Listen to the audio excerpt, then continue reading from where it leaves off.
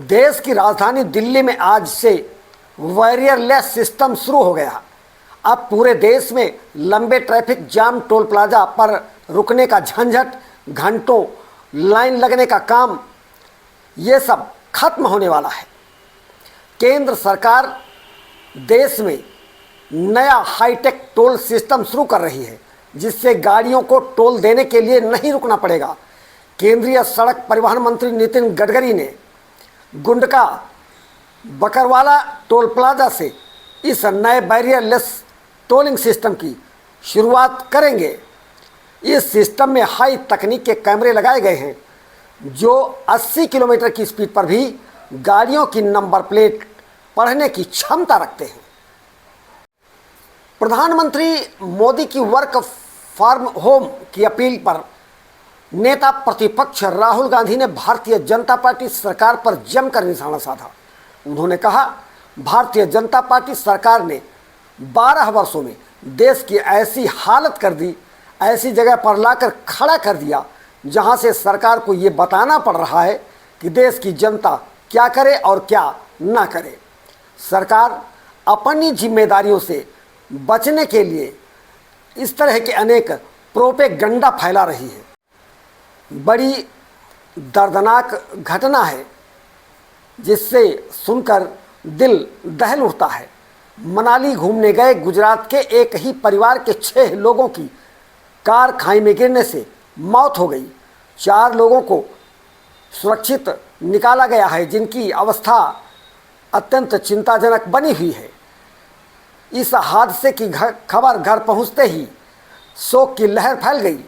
मृतकों में ललित भाई फतनानी, सोनिया बेन फतनानी, प्रियंका भोपाणी, काजल बेन भोपाणी, दिव्यास भोपाणी व ड्राइवर यशवंत कुमार शामिल हैं।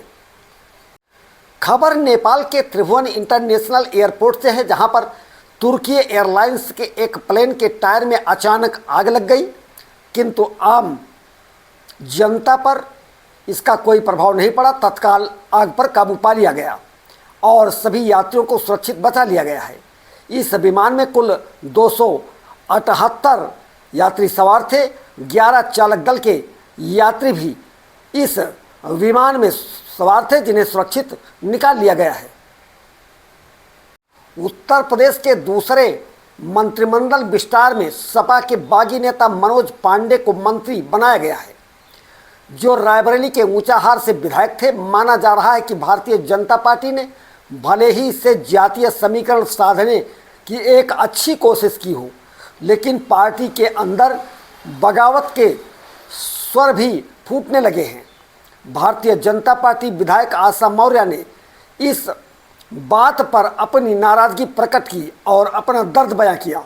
उन्होंने कहा, पार्टी में समर्पित कार्यकर्ताओं की अहमियत नहीं है। आज भारतीय जनता पार्टी में निष्ठावान मौर्य समाज के कार्यकर्ताओं की आवश्यकता नहीं है। उत्तर प्रदेश योगी कैबिनेट का विस्तार हो चुका है। ऐसे में कई राजनीतिक राज छुपे हुए हैं। एक सबसे बड़ा संदेश ये भी है कि भारतीय जनता पार्टी कैसे गैर जाटो जाति और गैर यादव ओबीसी तबके को अपनाने के साथ साथ लाना चाह रही है। यदि अनुसूचित जाति की बात करें तो पूरे देश में सबसे ज़्यादा एससी आबादी है। यही कारण है कि चुनाव परिणामों में एससी वोट निर्णायक होते हैं। राज्य की 21% आबादी इसी वर्ग की है। विधानसभा की 403 सीटों में 84 लोकसभा की सीट, 80 में से 17 सीटें अनुसूचित जाति के लिए आरक्षित हैं। इसके अतिरिक्त 90 ऐसी सीटें हैं जो जीत और हार तय करने में प्रभावी भूमिका निभाती हैं। 2014 की बात करें तो 45% वोट जाटो समाज का भारतीय जनता पार्टी को मिला था, जिसका परिणाम ये हुआ कि बसपा और सपा का सुपड़ा साफ हो गया।